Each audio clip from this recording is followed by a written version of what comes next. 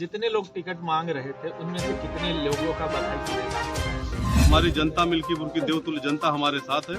Samajwadi party के कद्दावर नेता अवधेश प्रसाद के पुत्र का सामना आपसे है।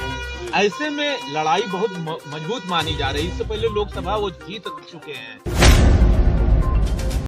नमस्कार जी, आप देख रहे हैं जेपीसी न्यूज चैनल। मैं आपका अपना महेश बिहारी। मिल्कीपुर उपचुनाव को लेकर के सोशल मीडिया पर बहुत ज्यादा चर्चा चल रही है, क्योंकि भारतीय जनता पार्टी ने चंद्रभान पासवान जी को टिकट दे दिया है, यानी मिल्कीपुर का उम्मीदवार घोषित कर दिया है। वहीं पर हम बात करें समाजवादी पार्टी की, समाजवादी पार्टी ने अवधेश प्रसाद के बेटे अजीत प्रसाद को पहले से ही टिकट दे रखा है, जो कि वो प्रचार भी कर रहे हैं जोरों शोरों से। समाजवादी पार्टी के सभी कार्यकर्ता उनका प्रचार कर रहे हैं। देखना ये होएगा मिल्कीपुर सीट पर पासी प्रणाम पासी, मतलब पासी दोनों कैंडिडेट हैं, क्योंकि दोनों इसलिए कह रहे हैं मायावती का प्रत्याशी कोई लड़ेगा नहीं, क्योंकि बीएसपी ने पहले ही कह दिया था मैं कोई भी उपचुनाव नहीं लड़ूंगा। तो इसलिए मानना यह है कांग्रेस ने पहले से ही समाजवादी पार्टी को सपोर्ट कर दिया। मिल्कीपुर उपचुनाव चर्चा में पासी प्रणाम पासी हमारे साथ बात करने के लिए मौजूद हैं बिट्टू राणा जी। बिट्टू जी, आपका जेपीसी न्यूज चैनल में बहुत बहुत स्वागत है। बहुत बहुत धन्यवाद महेश जी, आपको इस चर्चा में जोड़ने के लिए। जी, बहुत खुशनसीब है कि आपके साथ में चर्चा कर रहा हूँ। बहुत खुशी हो रही है जी। जिस तरीके आपने देखा मिल्कीपुर उपचुनाव काफी दिनों से सुर्खियां बटोर रहा था, क्योंकि बीजेपी अपना कैंडिडेट अनाउंस नहीं कर रही थी। बड़े बड़े दिग्गज लोग उस सीट पे चुनाव लड़ने के लिए लाइन में लगे हुए थे कि हमें अपनी बीजेपी से हमें टिकट मिल जाए, लेकिन बीजेपी ने चंद्रभान पासवान को टिकट दिया है। क्या कहना चाहोगे आप? देखिए, सबसे पहले तो महेश जी मैं ये कहना चाहता हूँ, जो अभी उपचुनाव जो उत्तर प्रदेश में 9 सीटों पर हुए हैं जी, 10वीं सीट इसमें मिल्कीपुर की थी जी, लेकिन उस समय इस सीट पर चुनाव आयोग ने चुनाव नहीं करवाया, जिसको लेकर विपक्ष जो है काफी हल्ला भी मचा रहा था कि मिल्कीपुर में क्यों नहीं चुनाव हुए। बीजेपी की षड्यंत्र इसको बता रहे थे, बीजेपी का षड्यंत्र, चुनाव आयोग मिलके लड़ रहा है, चुनाव आयोग षड्यंत्र रच रहा है बीजेपी के साथ। तो ऐसे बहुत सारे आरोप विपक्ष ने लगाए उस समय। लेकिन अब जो है जैसे कि आप जानते हैं कि अवधेश प्रसाद जो है, जो आज एमपी है, मेंबर ऑफ पार्लियामेंट है, पहले इस सीट पे वो विधायक के तौर पे जीत चुके हैं 2022 में जी, जो कि 13,000 वोटों से भी ज्यादा वोट जीते थे, जिनके खिलाफ उन्होंने बीजेपी ने बाबा गोरखनाथ जी को शायद उनके खिलाफ चुनाव लड़ाया था, लेकिन वो हार गए जी। अब दोबारा से उस सीट पे मिल्कीपुर पे चुनाव है, विधायक चुनाव है। और जैसे कि आपको पता है अजीत जो है जी, अजीत प्रसाद जी, उनका तो एसपी ने समाजवादी पार्टी ने पहले से ही घोषणा कर रखी है, तो जाहिर है कि वो इस सीट पे चुनाव लड़ेंगे जी। काफी दिनों से ये चल रहा था कि बीजेपी की तरफ से कौन चुनाव लड़ेगा जी, बीजेपी किसको चेहरा बनाएगी सीट पे जी। तो अब वो जो है चीजें क्लियर हो गई है, बीजेपी ने अपना प्रत्याशी घोषित कर दिया है और चंद्रभान पे अपना उम्मीदवार बनाया है।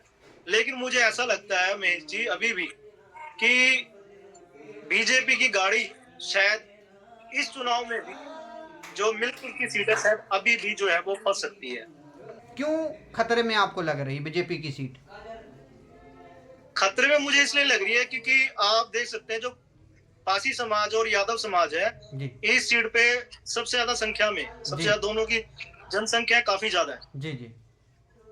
और पिछली बार इसी सीट पे जो यादव समाज है, जो वहाँ के यादव वोटर्स हैं, वो उन्होंने समाजवादी पार्टी को सपोर्ट किया था जी, तभी तो वहां से विधायक जीत के आए थे ना जी जी।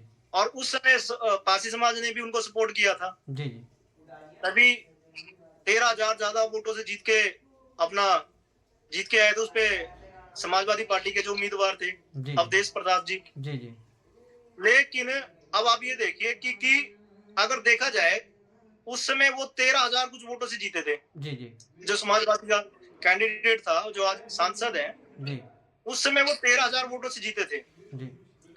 कुछ घटनाएं ऐसी हुई हैं बीच बीच में सरकार के होते हुए, बीजेपी सरकार उत्तर प्रदेश में होते हुए, जिसमें कहीं ना कहीं पासी समाज और यादव समाज जी बीजेपी से कहीं ना कहीं नाराज जी नजर आ रहा है। जी जी क्योंकि अगर देखा जाए पासी समाज में उत्तर प्रदेश में देखा जाए तो उनके जो महान लोग रह चुके हैं पासी समाज के, उनके महान लोगों का कहीं ना कहीं अदर जो लोग हैं, मैं नाम नहीं लेना चाहूंगा, जी उनके बीच में उनको लेकर काफी ज्यादा विवाद रहा है, अदर कास्टों को लेकर, उनमें लेकर। जी जी और यादव समाज भी कई मांगों को लेकर, जैसे कि अपनी ओबीसी कैटेगरी को लेकर जी धरना प्रदर्शन कर रहा था जी लंबे समय से। तो बीजेपी अभी इस निर्णय पे, उन्होंने इस चीज पे कोई भी अभी अच्छे तरीके से ध्यान नहीं दिया। जी तो एक ना कहीं जो बीजेपी के खिलाफ जो है एंटी इनकम्बेंसी जी बनती हुई नजर आ रही है। दूसरी बात यह है कि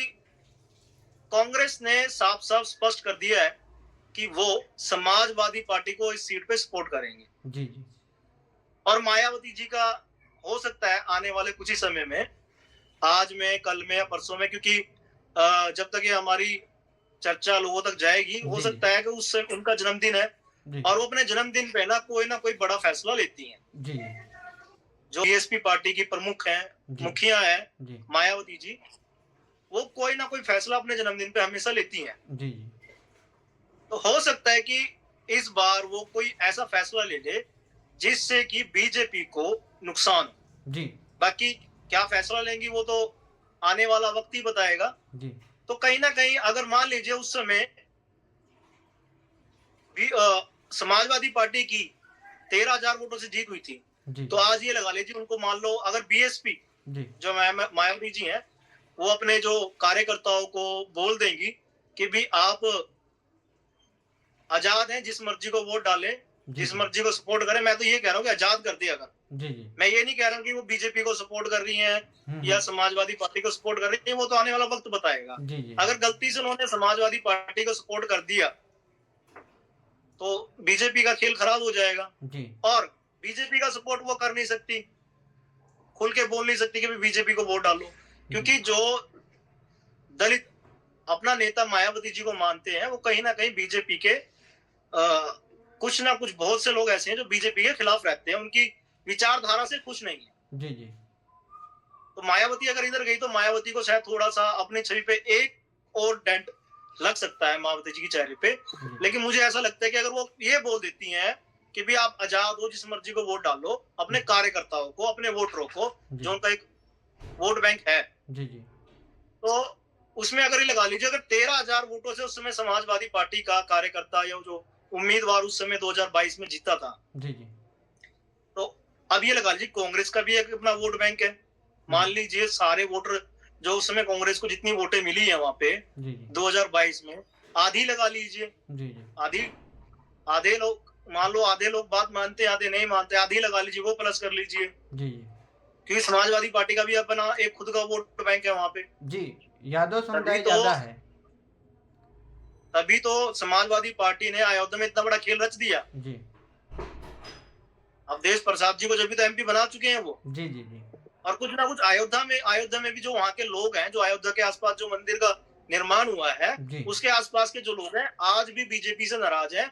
उनके अपने अपने कारण है, किसी का घर तोड़ दिया गया या कुछ है, ऐसी कुछ जो खबरें सामने निकल के आई थी, जी कुछ उन चीजों को लेके भी, रोजगार को लेके भी वहाँ के लोग जो है नाराज हैं। हो सकता है वो लोग भी अपने जो मिल्कपुर में जान पहचान के लोग हैं, या नाराज रिश्तेदार लोग हैं, या प्यार मित्र वाले लोग हैं, उनको भी वो इस चीज को बोलने के भी आप फिलानी पार्टी को वोट दें। अगर मान लीजिए बीएसपी और कांग्रेस का आधा आधा वोट बैंक भी समाजवादी पार्टी के साथ चला गया, तो बीजेपी की तो गाड़ी वैसी फंस जाएगी। जी तो मेरा कहने का मतलब है, क्योंकि इस बार भी मिल्कपुर में, खासकर मिल्कपुर में बीजेपी की हो सकता है गाड़ी जो है रुक जाए, जी लेकिन अभी ये 50-50 है।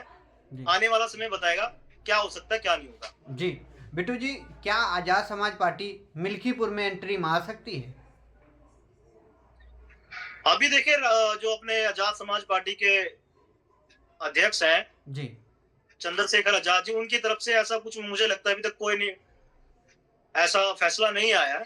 जी लेकिन हो सकता है कि वो किसी ना किसी को वहां पे, जो उनके कार्यकर्ता, देखा जा रहा है कि चंद्रशेखर आजाद जो है यूपी में एक बड़ी भूमिका में जी एक बड़ा रोल अदा कर रहे हैं उत्तर प्रदेश में आज की डेट में, दलित, खासकर दलित समाज में। जी जी चंद्रशेखर आजाद, जी हो सकता है कि उनके भी कार्यकर्ता वहां पे हों जी जी और वो कोई अपने कार्यकर्ताओं को मैसेज दें, जी लेकिन इतना तो श्योर है जैसे कि चंद्रशेखर आजाद बीजेपी के खिलाफ जी या बीजेपी की जो रणनीतियां होती हैं लोगों के लिए, जी उनके खिलाफ जो बयानबाजी करते हैं, जी हो सकता है कि वो शायद बीजेपी को सपोर्ट ना करें, या फिर अपना प्रत्याशी अगर उन्हें उतारना होता है मिल्कपुर में, जी तो चुनाव की घोषणा हुए 6-7 दिन हो गए हैं, जी तो अब तक कोई ना कोई तो बयान उनका आ जाता। जी जैसे कि आपने देखा चंद्रभान पासवान को टिकट मिली भारतीय जनता पार्टी से।